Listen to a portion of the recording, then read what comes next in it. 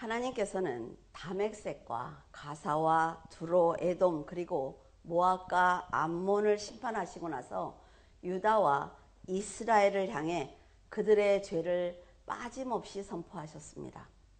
그리고 타락한 유다와 이스라엘을 향한 심판을 경고하신 거예요.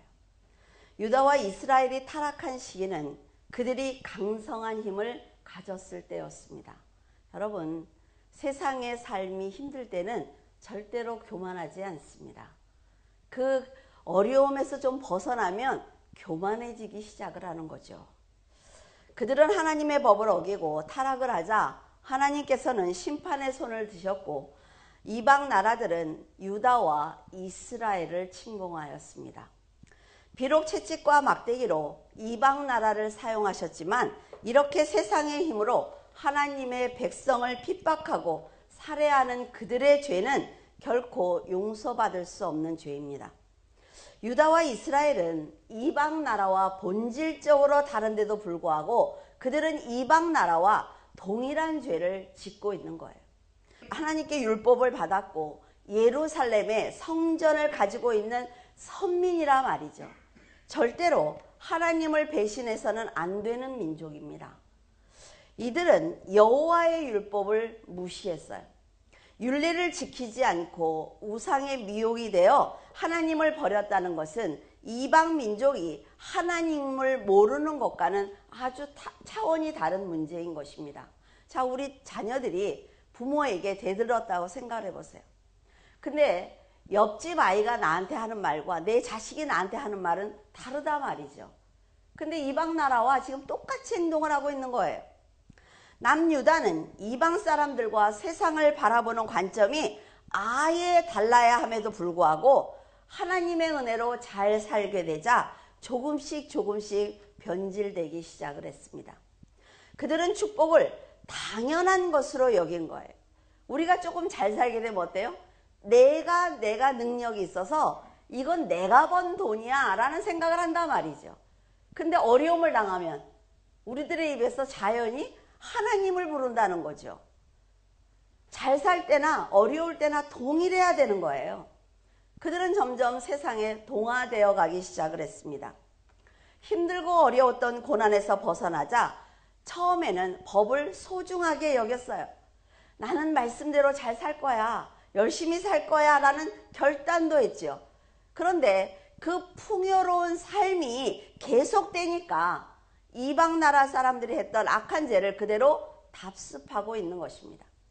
사탄은 사람들이 유혹을 이기지 못하고 선악과를 먹은 그 경험을 가지고 있습니다.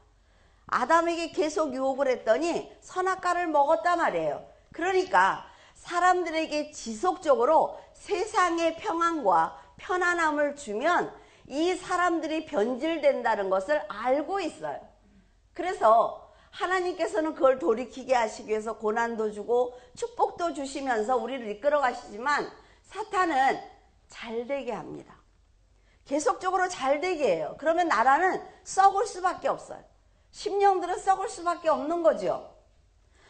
사탄은 하나님의 백성을 실족시키기 위해서 끊임없이 하나님을 버리도록 역사와 문화와 지식을 이용하면서 지금까지도 일하고 있습니다.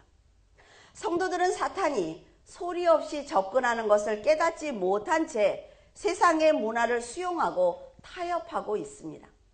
이렇게 세상을 버리지 못하고 절충하다 보면 결국 변질되고 마는 거예요. 하나님의 지혜를 갖지 못하면 비진리를 판단하지 못하게 됩니다. 비진리를 판단하지 못하게 되면 내 이 작은 머리에 있는 생각이 전부라고 생각을 하는 거예요. 그래서 내가 생각하고 판단하는 대로 살아가는 것입니다. 그러나 성경이 있잖아요. 우리에게는. 그렇죠? 세상 사람들이 인정하든 인정하지 않든 우리에게는 성경이 있단 말이죠.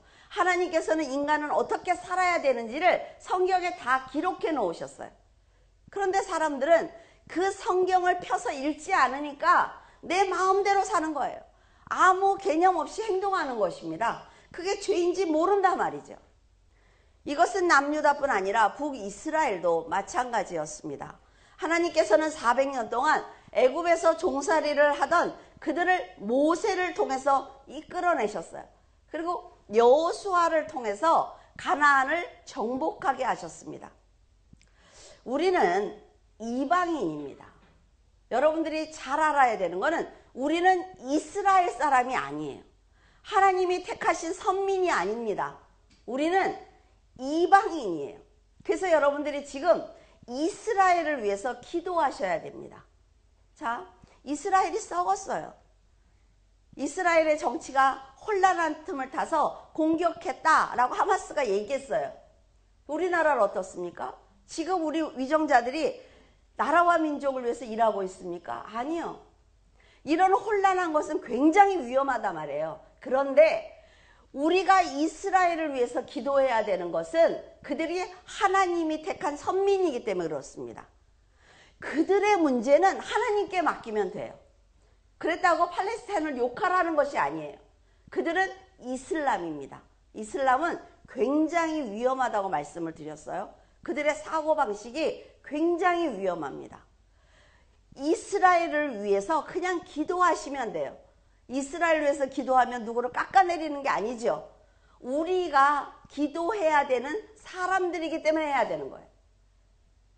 그러니까 지금 이스라엘에서 일어난 전쟁을 보면서 과연 우크라이나, 이스라엘 점점 다가오는 걸 느끼지 않습니까? 다음에 우리 차례인지 어떻게 알아요? 우리 성도들이 먼저 깨어서 기도해야 된단 말이죠. 나라와 민족을 위해서. 근데 물질적으로 풍요로워진 이스라엘과 유다는 이방 민족의 죄를 답습했으므로 소돔처럼 심판을 받게 되었습니다. 하나님의 백성이 은혜를 잊지 않고 감사하는 마음으로 산다면 절대로 축복을 빼앗기지 않습니다. 너희들이 한 번도 당해보지 못한 고난을 당하게 될 거야 성경이 말하고 있어요. 이건 가히 상상할 수도 없는 고난이야 라고 말씀하셨죠. 그러면 그 고난이 올까봐 두려워하고 있어야 돼요? 아니죠. 내 인생의 종말이 먼저 올 수 있습니다. 왜? 예수님이 언제 오실지 모르니까. 그러니까 내 종말을 위해서 나는 오늘을 잘 살아야 된다는 거예요. 예수 그리스도가 재림하시는 건 맞습니다. 그리고 우리가 휴거되는 건 맞아요. 마지막 때에 이 세상이 심판받는 건 맞습니다. 그러나 내 종말이 먼저 온다는 거예요. 내 종말이. 그래서 오늘을 잘 살아야 되는 거예요. 감사를 잊거나 가난한 자를 학대하거나 형식적인 신앙을 갖거나 비인격적인 행동을 하면 하나님의 진노를 받습니다. 사람이 은혜를 잊으면 교만하게 돼요. 그 교만은 사람을 어리석게 만듭니다. 그래서 결국 사망에 빠지게 하는 거죠. 그래서 감사를 잊는 것은 아주 불행한 일이에요. 이스라엘은 솔로몬 이후 가장 부강한 때를 맞이하게 되었습니다. 큰 힘을 갖게 되자 권세자들은 더 많은 재물과 권력을 갖기 위해서 가난한 사람을 핍박하기 시작을 했어요.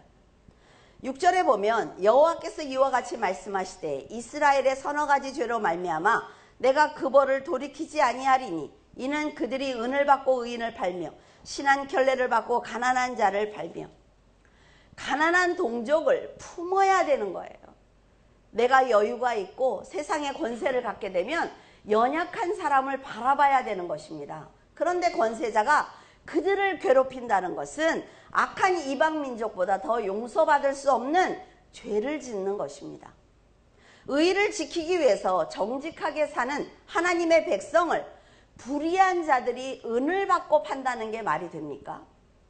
하나님의 말씀을 전하는 사람을 은을 받고 판다는 거예요. 지금 노예로 팔아요. 신한 켤레값을 받고서 가난한 사람들을 사고 팔고 있습니다. 지금 현실하고 너무 똑같지 않습니까? 이런 죄는 하나님께 절대로 용서받지 못할 아주 큰 죄입니다. 이런 죄를 유다와 지금 이스라엘이 짓고 있다는 거죠. 이런 죄를 지금 교회 다니고 있는 성도들이 짓고 있다는 것입니다. 의인은 세상과 타협하면 잘 살 수 있다는 것을 알고 있어요. 세상과 타협을 하고 적당히 하면 뭐 핍박받지 않고 잘 산다는 걸 알아요. 그러나 이들은 믿음을 지키기 위해서 끝까지 견뎌내는 것입니다. 악한 권세자들에게 동조하지 않으면 불이익을 당할 것을 알면서도 하나님의 법을 거역할 수 없어서 스스로 고난을 선택한 것입니다. 사도 바울도 율법을 지키는 바리새인으로 살면 그 사람은 고난을 당할 이유가 없습니다. 재산이 어마어마해요. 그 사람의 학벌은 대단합니다. 권세가 있지요. 그리스도인들을 핍박하기 위해서 대제사장에게 공문을 받을 정도로 권세가 있는 사람이에요. 그러나 그는 예수 그리스도를 배신하지 않았다는 거예요. 고난을 스스로 선택한 사람입니다. 진리를 선택한다면 고난과 핍박을 받는 것을 알고 있습니다. 그런데 복음을 위해서 자신의 목숨을 스스로 버린 것입니다. 지금 이스라엘에 기독교인들이 엄청나게 늘어나고 있습니다. 그런데 이스라엘에 정치하는 사람들은 이번 전쟁을 계기로 이 기독교인들을 다 색출하겠다라는 거예요. 왜 그럽니까? 그렇게 예수 그리스도를 믿는 성도들은 고난을 당한다는 거예요. 세상에서. 쉽지 않아요. 내가 교회를 왔다 갔다 했더니 천국에 갔어. 이러면 누가 예수를 안 믿어요? 예수 그리스도를 지키기 위해서 성도들이 자신을 희생하고 선한 삶을 살아야 되는 거죠. 의인을 핍박하는 것을 보신 하나님께서는 진노하시며 선지자 아모스에게 불의한 자를 향해서 심판을 전해라 라고 명령하셨습니다. 악한 권세자는 의인에게 빼앗은 재물로 아마도 영원히 자기가 편안하게 살 것이다 라고 생각을 했을 것입니다. 하지만 2년 뒤에 큰 지진이 일어났어요. 하나님께서 경고하셨죠. 그 경고대로 지진이 일어났습니다. 그러니까 그들이 정말 개미처럼 모았던 그 모든 것들을 한꺼번에 빼앗기는 것을 보면 인간의 욕심과 인생이 얼마나 하찮은 것인지 알 수가 있어요. 하나님의 진노는 절대로 피할 수도 여러분 막을 수도 없습니다. 정의롭고 의로운 사람을 은을 받고 팔아넘기는 권세자는 하나님의 진노를 피할 곳이 세상에 없다는 것을 알아야 돼요. 제가 아이들한테 늘 하는 말이 있습니다. 선한 끝은 있다고 얘기를 해요. 악하게 굴면, 못되게 굴면 당장 무엇인가 내가 원하는 것을 가진 것 같지만 하나님께서는 그것을 빼앗아 선한 사람에게 주시는 분이에요.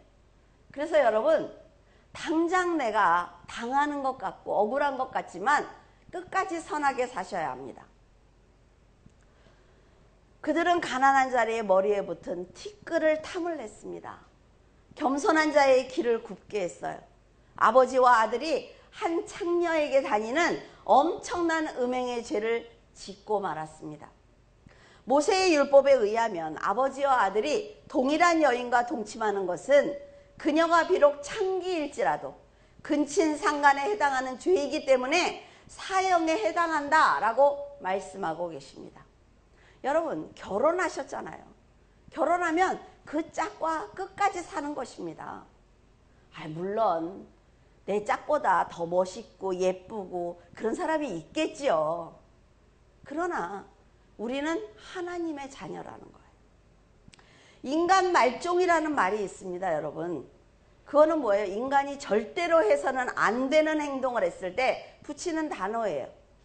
땅에 굴러다니는 티끌을 아무 죄의식 없이 밟는 것처럼 가난한 사람을 아무런 죄의식 없이 짓밟고 선지자와 나시린을 판단하고 핍박을 하며 아비와 아들이 한 여인과 동침하는 것이 바로 인간 말종들이 하는 행동입니다. 그들이 가난한 사람을 괴롭힐 수 있었던 건 뭐예요? 오직 돈입니다. 돈으로 권세를 갖게 되자 하나님을 전해야 하는 백성들이 악한 이방 민족이 했던 방법으로 동족을 학대하고 있습니다. 믿음을 지키려는 성도를 넘어뜨리기 위해서 온갖 핍박을 가한 이스라엘의 권세자는 지옥보다 더 무서운 형벌을 받게 될 것입니다. 세상에서 막강한 권력을 갖게 되면 하나님을 섬기는 신앙이 하찮아 보이고 믿음을 지키기 위해서 노력하는 백성들이 어리석어 보입니다. 너무 답답하지 않아요? 왜 교회를 가? 그렇죠? 왜? 이 좋은 세상에 한심해 보인다 말이에요. 하도 많이 듣잖아요, 성도들은. 그러나 사후에 어디를 갈 것인가 생각을 하면 여러분 잘 생각하셔야 합니다. 그래서 세상은 그런 믿음의 사람을 존중하지 않습니다. 함부로 대하지요. 성도를 조롱을 해도 죄의식을 갖지 않습니다. 세상은 성도들이 드는 등불이 빛을 발하지 못하도록 핍박하면서 자신은 어둠에 더 빨리 숨어들고 있습니다. 이렇게 어둠을 끌어안고 있는 세상을 향해 성도들이 등불을 더 높이 들지 않는다면 하나님께서 찾는 그 귀한 영혼을 어둠에 빼앗길 수도 있습니다. 사람은 외모를 중요하게 생각하기 때문에 재물과 명예와 권력을 갖게 되면 자신이 다른 사람보다 더 뛰어나고 우위에 있다는 생각을 해요. 그런 교만한 생각을 합니다. 그래서 나보다 조금 못한 사람을 함부로 대해도 된다는 아주 어리석은 생각을 한단 말이죠. 이 판단의 기준이 바로 자신이에요. 하나님께서는 이 온 우주를 창조하신 분입니다. 여러분들이 원하는 것을 무엇이든지 주실 수 있는 그런 전능자예요. 그런 전능자 앞에서 나보다 조금 부족한 사람을 함부로 대한다고요? 그런 어리석은 일을 하면 안 된다는 거예요. 심판을 받아도 할 말이 없습니다. 자신이 가난해서 핍박을 받은 경험이 있다면 힘을 갖게 되었을 때 어려운 사람을 더 도우려는 겸손한 행동을 해야 하는 것입니다. 여러분, 약한 자를 세워주려고 해요. 여러분이 옆에 있는 약한 사람을 나보다 더 칭찬하고 세워준다고 해서 그 사람보다 내가 못해지는 게 아니라 말이에요. 근데 우리는 칭찬에 인색합니다. 왜? 저 사람이 다 했다고 생각하면 어떡하지? 나도 같이 일했는데? 이런 생각을 해요. 그러나 여러분, 하나님이 보고 계시잖아요. 하나님이 알고 계시면 사람들도 다 압니다. 그러니까 유다와 이스라엘은 하나님이 원하는 뜻대로 살아야 되는 것입니다. 죄는 몸이 먼저 기억을 합니다. 그래서 죄는 한 번 짓는 것이 어렵지 내 몸의 습관이 되면 절대로 버릴 수가 없어요. 성도들이 신앙을 지키려는 의지가 있어도 실패하는 원인은 바로 몸이 의지보다 더 강하기 때문에 실패하는 것입니다. 여러분들 경험 없어요? 성경을 읽어야지. 내가 내일부터는 꼭 기도할 거야. 근데 뭐예요? 안 일어나죠, 몸이. 안 된단 말이에요. 몸이 먼저 이 의지를 이기기 때문에 쉽지 않아요. 여러분, 이런 나쁜 습관을 바꾸기 위해서는 오랜 시간이 필요합니다. 노력이 필요해요. 옳은 행실과 선한 인격을 갖추지 못한 사람은 신앙조차 지키기 힘듭니다. 아무리 교회에서 열심히 몇 시간씩 기도하고 헌금을 많이 하고 막 교회를 다 맡아서 하는 사람도 그 집을 들여다볼 때 가족을 사랑하지 않고 가족에게 함부로 하고 집안일을 아무것도 하지 않고 그런 사람이라면 하나님께서 인정하시지 않습니다. 성도가 도덕적이고 양심적으로 살아야 되는 것은 결국 올바른 믿음의 행위를 통해서 하나님을 드러나야 하기 때문이에요. 도덕적인 양심과 바른 인격이 갖춰진 삶을 살아야만 하나님의 일을 감당할 때 세상으로부터 방해를 받지 않습니다. 정직하고 성실하게 사는 것은 성도들의 기본이란 말이에요. 기본적인 자세란 말이에요. 사람이 도덕적인 양심과 상식적인 행동과 좋은 인격을 가지고 있다면 하나님을 거부하는 세상도 그를 인정합니다. 그래서 잘 살아야 돼요. 그래서 세상 사람들 가장 하기 좋은 말이 뭐죠? 교회 다니는 사람이 왜 저래? 그런 말 들어보셨어요? 들어보면 큰일 나는 거야. 이렇게 기본적으로 잘 만들어진 인격과 함께 말씀과 은혜가 채워진 사람이 바로 하나님께서 원하시는 사람입니다. 하나님을 잘 믿으려고 노력하지 마세요, 여러분. 아주 부탁이에요. 하나님을 잘 믿으려고 노력하지 마. 하나님과 같이 내가 거듭나서 하나님의 색을 가지고 있으면 내가 쓰는 글씨는 다 하나님과 동일한 글씨를 쓸 수가 있고, 노력하지 않아도 내가 가는 길은 하나님께서 원하시는 길을 가는 거예요. 그런데 나는 하나님을 잘 믿어야지. 그러면 어때요? 매번 생각해야 되니까 실수하는 것입니다. 그래서 내가 변해야 돼. 그냥 그리스도인이 되어야 된다는 거예요. 그래서 여러분, 그리스도인이 되려고 노력하지 마세요. 교회에서 열심히 일하려고 노력하지 마세요. 하나님을 사랑하고 내가 그리스도인이 되면 자연스럽단 말이죠, 그 행동은. 출애굽기 22장 26절에서 27절. 네가 만일 이웃의 옷을 전당 잡거든 해가 지기 전에 그에게 돌려보내라. 그것이 유일한 옷이라. 그것이 그의 알몸을 가릴 옷인즉 그가 무엇을 입고 자겠느냐.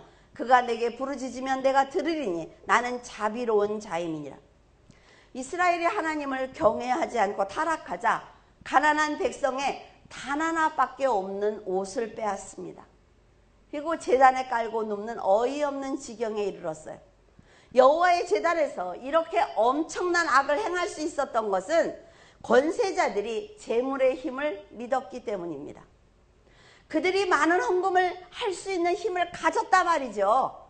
그러니까 어느 누구도 그의 잘못을 지적하지 않습니다. 그게 너무 안타깝지 않습니까? 거룩한 제단에서 가난한 사람들의 옷을 빼앗는 죄를 저지르고 있는데도 제사장조차도 그들의 죄를 지적하지 못하고 있습니다. 죄사함을 받는 제단에서 포도주를 마시고 취하는 엄청난 죄를 짓는데도 모두 화인 맞은 심령이 됐다 말이죠. 그래서 죄를 죄로 여기지 않습니다. 만약에 여러분들 중에 1억을 헌금을 했어요. 근데 그 사람이 함부로 행동을 해요. 그러면 목사가 어때요? 이게 고민이 되겠죠. 데려다 야단을 쳐서 저 사람이 나가면 어떡하지? 라는 생각을 할 거예요. 그러나 어떻게 해야 됩니까? 야단을 쳐야 돼요. 그래서 그 사람이 나갔어요. 그러면 어떤 일이 벌어질까요? 교회 문 닫아요? 아니요. 하나님께서 남은 성도들의 삶을 열어주십니다. 무슨 말인지 알겠어요? 그러면 그 사람 하나보다 훨씬 낫죠. 하나님이 이런 일을 하시는 분이라고 믿어야 된다는 거예요. 가난한 백성에게 나처럼 하나님을 잘 믿으면 잘 살게 될 거야 라고 조롱했을 것입니다. 하나님의 제단에서 이렇게 행동을 하는 것을 보면 의인을 불러다가 신앙을 버려라 라고 말한 것이 사실이라는 것을 알 수가 있어요. 지금 교인들도 이와 같은 잘못된 행동을 하고 있습니다. 사업이 잘 되거나 자녀들이 성공을 하면 자신이 하나님을 잘 믿었기 때문에 복을 받은 것이다 라고 말하고 있어요. 아주 잘못된 거예요. 하나님이 세상의 복을 그 사람의 믿음 헌신한다고 주신다고요? 아니요. 어림도 없어요. 하나님은 그런 분이 아니에요. 하나님은 이 땅에 하나님의 나라를 건설하시고 천년왕국이 세워질 거잖아요. 그리고 지금 믿음의 성도들을 복음을 전하는 증인으로 부르시기 위해서 일하고 계신 분이에요. 하나님의 은혜를 모두 자기 공로로 돌린단 말이에요. 그러니까 교만해지는 거예요. 어떤 분은 상담을 하는데 그런 말씀을 하시다고. 하나님이 내 사업을 도와주지 않았으면 나는 교회 나오지 않았을 거예요. 아주 당당하게 얘기를 해요. 그러면 어떻게 해야 돼요? 망해야 돼요. 진짜 하나님을 만나려면, 진짜 천국에 가려면 그 생각을 깨야 된단 말이죠. 자기가 뭔데? 하나님이 그 공장을 잘 살게 해줬다 그래서 하나님이 받는 게 뭐 있어요? 그 사람의 교만밖에 더 있어요? 성도들을 괴롭히고 함부로 말하는 그 태도밖에 더 있어요? 하나님은 그런 분이 아니라 말이죠. 이런 사람들은 대부분 어려움을 당하거나 감정이 상하면 가장 먼저 하는 게 뭐예요? 하나님을 버리는 겁니다. 이것은 사후세계에 대한 확신이 없기 때문에 이런 결정을 하는 거예요. 지금 이스라엘의 지금까지의 모든 흐름, 역사를 보면 성경이 사실이라는 게 드러나지 않습니까?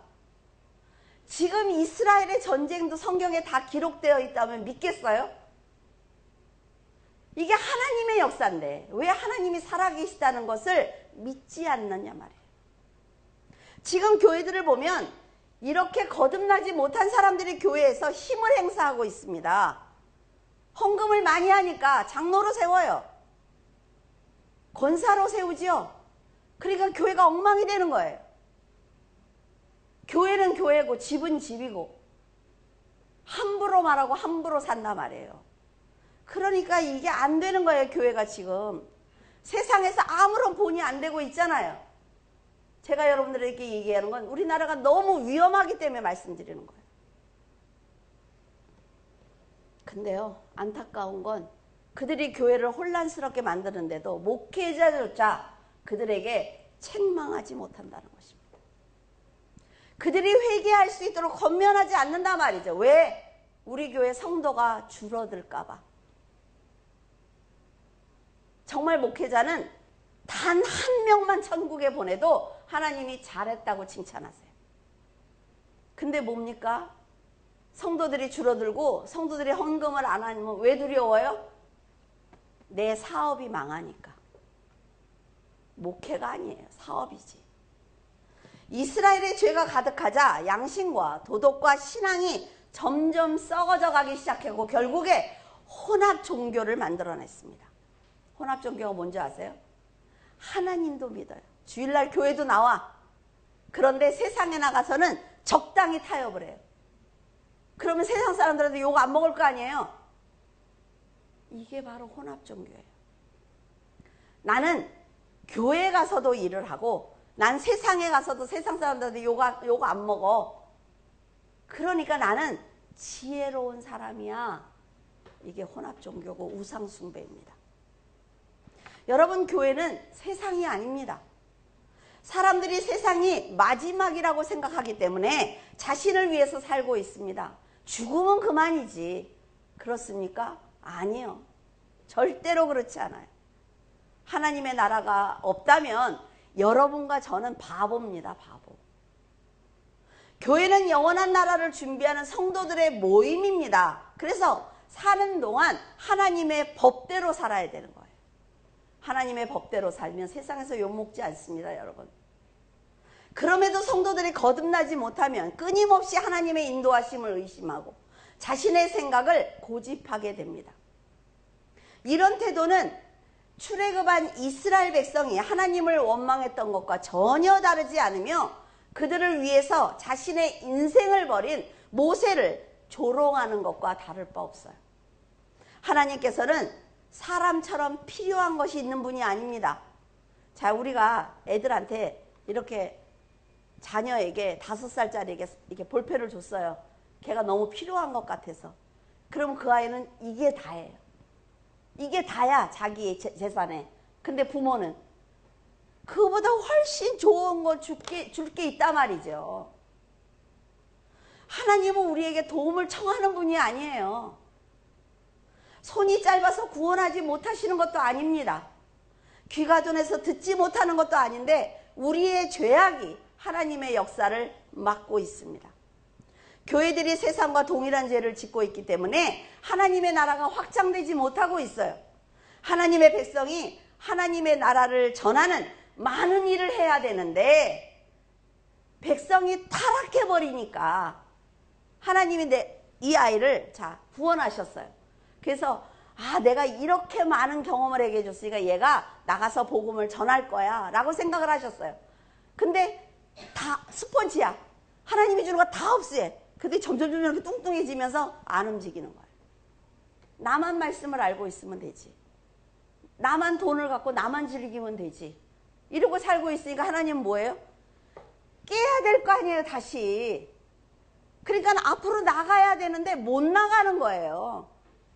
지금 이스라엘을 보면요, 이런 현상입니다, 지금. 하나님의 백성이 타락하니까 하나님의 헛된 시간을 지금 보내고 있는 거죠. 하나님 나라 백성이 이방 나라와 사마리아와 땅끝까지 복음을 전할 수 있도록 이스라엘과 성도들은 정결한 삶을 살아야만 합니다. 10절에 내가 너희를 애굽 땅에서 이끌어내어 40년 동안 광야에서 인도하고 아모리 사람의 땅을 너희로 차지하게 하였고, 자녀들이 부모에게 순종하지 않으면 부모는 자녀를 올바른 길로 인도하기 위해서 아까운 시간을 허비하게 됩니다. 자녀가 한 단계 한 단계 올라오면 더 많은 것을 줄 수 있는데 안 오니까 설득해야 되죠. 야단쳐야 되죠. 때려야 되죠. 버리겠다고 소리를 지르고 호적에서 파겠다고 난리를 치죠. 그 시간을 버리는 거예요. 그러니까 하나님도 이스라엘을 돌이키기 위해서 끊임없이 말씀을 하십니다. 우리 성경을 보면 애굽에서 뭐 이끌어내신 걸 뭐 또 얘기를 해 막 이러잖아요. 말을 안 들으니까. 과거에 어떤 역사를 통해 인도하셨는지 반복적으로 말씀하셔야 되기 때문에 그들을 성장시켜야 되는 그 아까운 시간을 허비하고 있는 거예요. 지금까지 그들에게 수많은 기회를 주셨습니다. 불평하는 그들에게 기적을 보여주셨죠. 가나안으로 인도하셨지만 그 모든 은혜를 잊고 이스라엘이 세상 사람들처럼 살고 있습니다. 그래서 여러분들이 가끔 저에게 오셔서 그런 말을 해요. 요새 충만하질 않아요. 내가 10년 전엔 그래도 굉장히 열심히 했잖아요. 정말 미치겠어요, 아주. 그러면 10년 동안 뭐 했어요? 저는 백성들의 마음을 돌이키려고 하나님께서 굳이 내가 너희를 이렇게 사랑했어, 이런 역사를 내가 행했잖아 라고 말씀하시는 하나님의 그 모습이 너무나 안타깝습니다. 뵙기에 너무나 안타까워요. 그들에게 복을 주고 싶어 하시는 아버지의 마음이 보인다 말이죠. 자녀들이 말씀에 순종하면 부모는 지금까지 부족했던 내 자녀의 모든 모습은 잊어버려요. 순종을 하기 시작하면 내가 이 아이의 미래를 어떻게 이끌어갈 것인지 고민하기 시작을 합니다. 하나님이 이렇게 하신단 말이죠. 방법을 찾는데 부모들은 방법이 잘 안 보일 수 있어요. 그러나 하나님은 위에서 보시기 때문에 어떤 길로 인도해야 되는지 내비게이션 받잖아요. 그렇죠? 너무 놀랍지 않습니까? 내가 어저께도 그랬어요. 도대체 얘는 이 많은 차를 어떻게 그렇게 우리가 잘못 가면 어떻게 알고 이렇게 다 알려주지? 너무 신기한 거예요. 너무 신기한 거예요. 하나님이 그렇게 하신다고요. 근데 자녀가 올바로 살지 못하면 현재 일을 수습하기 위해서 미래를 바라보기는커녕 그 자리에서 한 걸음도 나가지 못하는 것입니다. 이처럼 성도들이 말씀에 순종하지 않으면 날마다 짓는 죄와 문제를 해결해야 되기 때문에 축복을 주실 여유가 없고 성도들은 축복을 받을 기회가 없어요. 너무 안타깝지 않습니까? 이렇게 자녀를 사랑하는 마음으로 하나님께서 과거를 회상해 주시며 돌이킬 수 있는 기회를 주셨지만 이스라엘은 듣지 않았습니다. 그 결과 그들은 결국 심판을 받고 말았어요. 우리도 믿음을 지켜야 영원히 살 수 있다고 간절하게 말씀하시는 하나님의 음성을 듣지 않는다면 두려운 심판을 받게 될 것입니다. 여러분, 천국과 지옥은 있습니다. 보여달라고 기도해 보세요. 하나님 앞에 영안을 열어달라고 기도해 보세요. 하나님께서는 선지자들이 핍박을 받을 것을 아시면서도 말씀을 전하게 하셨죠. 나시린을 세워서 이스라엘이 어떤 삶을 살아야 하는 민족인지 가르쳐 주셨습니다. 하지만 하나님의 사랑을 이렇게 받고도 그들은 나시린에게 포도주를 강제로 먹였어요. 선지자들에게 예언하지 말라고 명령했습니다. 나시린은 포도나무의 소산과 독주를 마시는 사람이 아니에요. 평생을 먹으면 안 돼요. 부정한 음식을 먹지 말아야 합니다. 머리를 깎지 않고 시체를 가까이 하면 안 되죠. 아주 거룩하게 구별된 사람들이에요. 이런 나심들에게 포도주를 억지로 마시게 하는 거예요. 선지자에게 예언을 하지 말라고 채찍을 가하는 것입니다. 이것은 나실인과 선지자의 문제를 뛰어넘어서 하나님께 엄청난 반역을 하는 거예요. 그런 자신감을 여러분 가지세요. 세상이 내 믿음을 막는 것은 내가 아니라 하나님께 대항하는 거야. 나는 이렇게 거룩한 사람이고 아주 존귀한 자야. 이런 믿음을 가지시면 미래가 두렵지 않다 말이죠. 이런 행동은 하나님을 경외하지 않기 때문에 핍박하는 것입니다. 하나님을 믿는 사람을 핍박하는 것은 여러분 그 사람이 아니에요. 하나님께 대항하는 것입니다. 이스라엘 백성은 선지자에게 자기가 듣기 좋은 말만 해달라고 말합니다. 자신들이 잘 살 수 있도록 축복하라고 얘기해요. 여러분들에게 기도를 해드렸을 때 제가 방언만 말할 때가 있어요. 그건 여러분들에게 전해주고 싶지 않은 거죠. 하나님이 너무 무서우니까. 근데 후회하고 있습니다, 지금. 그걸 전했어야 되는 거야. 좋은 말만 전하는 게 아니라. 저는 좋은 말만 해줬거든요. 그랬더니 다 자기가 믿음이 있는 줄 알아. 하나님의 진실한 마음을 전해줄 걸.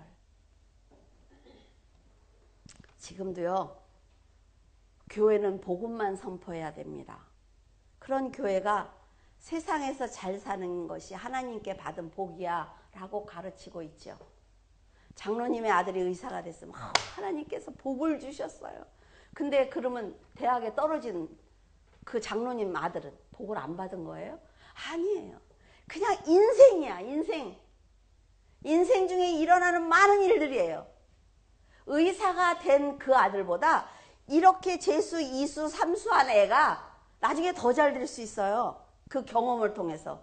그랬다고 또 이수, 삼수 하지 말고 정우야. 나은이하고 아주 걱정이야. 이런 기복신앙을 교회가 가르쳤기 때문에 성도들이 변질됐어요. 성도들이 교회에 지금 나가보세요. 성경 읽는 사람 있습니까? 안 읽어요. 기도하는 사람 있으니까 안 해요. 하나님께 찬양하는 사람 있으니까 안 해요. 그래서 예수 그리스도가 누군지 모릅니다. 여러분에게 나가서 전도하라니까 뭐래요? 뭐라고 나가서 말하죠? 지금까지 배운 거 뭐예요? 진리만 선포하는 교회와 목회자를 부담스러워하고 있습니다. 교회 다니는 사람들이. 하나님의 나라와 회개를 선포하는 교회보다는 부담 없이 귀를 즐겁게 하고 세상의 성공을 전하는 교회로 사람들이 몰리고 있단 말이에요. 하지만 성경에는 하나님의 나라와 복음을 전하는 증인과 하나님의 의와 회개와 예수 그리스도만 기록되어 있습니다. 세상의 복이 기록되어 있지 않아요. 하나님의 백성인데도 잘못하면 하나님은 가차없이 채찍질하지요. 그게 기록되어 있어요. 성도들이 그런데 하나님의 뜻대로 살 때 그의 믿음을 위해서 문제를 해결해 주십니다. 하나님의 나라를 확신시켜주는 방법으로 세상을 이용하세요. 여러분의 문제를 해결하고 악한 사람이 없어지고 사라지도록 하나님이 도와주시고 이런 일을 하세요. 그 응답이 뭔지 아세요? 여러분? 자, 여러분이 혹시 응답 받으신 일 있습니까? 그건 하나님이 이렇게 얘기하는 거예요. 내가 네 옆에 있어. 내가 네 인생길에 있어. 네가 하는 기도를 내가 다 듣고 있어. 그래서 내가 네 기도를 듣고 있다는 걸 알려주기 위해서 이 문제를 해결해 준 거야. 나를 버리지 마. 이게 하나님이에요. 세상이 목적이 아니라 믿음을 세워주시는 것이 목적이란 말이에요. 하나님께서는 타락한 이스라엘에게 곡식단을 가득 실은 수레가 누르는 것처럼 네가 돌이키지 않으면 내가 그렇게 고난을 줄 거야 라고 말씀하십니다. 우리도 애들한테 그러지 않나요? 달력에다가 자, 엄마 동그라미 쳤어. 엄마 10번만 찾는다 그랬어. 자, 오늘 몇 개야? 5개. 몇 번 남았어? 그 애가 5번 남은 거 모르나? 꼭 물어봐. 한데 하나님이 하시는 방법이에요, 그게. 하나님의 심판이 시작이 되면 빨리 뛰는 자도 소용이 없습니다. 강한 힘을 가진 자도 힘을 쓸 수가 없어요. 그렇게 두려운 겁니다, 여러분. 이스라엘에서 전쟁이 터졌을 때 인질로 끌려가는 그 여자의 얼굴을 봐요. 공포에 질렸잖아요. 그 몇 분 전까지도 거기서 춤추던 아이 아닙니까? 그런 일이 일어날 걸 알아요, 내 인생에? 몰라요. 여러분, 큰 지진이 나고 쓰나미가 오면 아무리 빨리 뛰어도 피할 수 없어요. 많은 재산과 권력을 가져도 그게 다 쓸어갑니다. 이 세상은 그렇게 헛되고 헛된 거예요. 그래서 못 살라고요? 아니요, 잘 사셔야 됩니다. 왜? 잘 살기 위해서, 돈 벌기 위해서 거기다가 투자하는 시간을 잘 살고 하나님의 일을 하는 곳에 써야 돼요. 하나님의 심판도 이처럼 세상 어느 곳에 숨을 수 없을 정도로 아주 순식간에 임하는 것입니다. 하나님께서는 이미 심판을 경고하셨어요. 어디에요? 이 나라 이 땅에. 그 심판은 분명히 임할 것입니다. 이제는 하나님의 품에서 보호를 받는 사람만 살아남을 수가 있단 말이에요. 우리도 기회가 있을 때 돌이키지 않으면 이스라엘이 당한 저 심판을 똑같이 당할 수밖에 없습니다. 우리 아이들 어떻게 할 거예요? 하나님께서는 아모스 선지자가 전한 심판의 말씀을 우리가 지금 같이 듣기를 원하고 계십니다. 내가 지금 너희들을 보호하고 있을 때, 이 나라와 이 민족을 내가 지금 돕고 있을 때 정신 차려. 여러분, 다른 사람보다 재물과 권력을 조금 더 가졌다고 해서 여러분 강한 자가 아닙니다. 재물을 힘으로 삼아 의인을 핍박하지 말고, 가난한 자를 멸시하지 말며, 진리를 전하는 사람을 막지 말고 믿음으로 살려는 성도를 도와줘야 합니다. 책망과 권고를 받았는데도 돌이키지 않았던 이스라엘은 하나님을 업신여긴 죄로 큰 고난을 당했습니다. 심판이 임하기 전에 이스라엘이 돌이키는 지혜로 회개했다면 하나님께서는 심판을 거두셨을 것입니다. 저희가 가장 많이 하는 기도가 김정은 기도예요. 이 땅에, 아니요, 이 땅에 있는 성도들은 회개하고 김정은의 마음이 하나님께서 붙들어 주시기를. 전쟁이 나면요, 민주당, 국민의당 그거 가리고 폭탄 떨어지지 않아요. 이 교회 저 교회 가리지 않고 폭탄 떨어져요. 그때는 어떻게 하실 거예요? 우리는 연약하기 때문에 세상에 살면서 죄를 분명히 지을 수 있습니다. 그러나 하나님을 믿는 성도는 하나님이 무엇을 원하시는지 알고 있기 때문에 거룩한 삶을 살아야 되는 거예요. 하나님께서 유다에게 돌이키라고 말씀하셨음에도 불구하고 회개하지 않았잖아요. 그래서 그들이 심판을 받았잖아요. 하나님을 두려워해야 합니다. 회개의 자리를 떠나지 말아야 돼요. 돌이키는 모습을 조금만 보여드려도 기뻐하시는 하나님이기 때문에 여러분은 하나님의 뜻대로 거룩한 삶을 살아내기를 바랍니다. 기도하겠습니다. 교회와 성도를 늘 보호하시며 증인의 삶을 살기를 원하시는 하나님, 그 깊은 사랑에 감사를 드립니다. 하나님 나라를 이스라엘과 성도들이 전해야 한다고 말씀하신 그 명령을 우리가 지키고 있는지 회개합니다. 저희들이 사마리아와 땅끝까지 복음을 전하는 증인의 삶을 살게 하여 주시옵소서.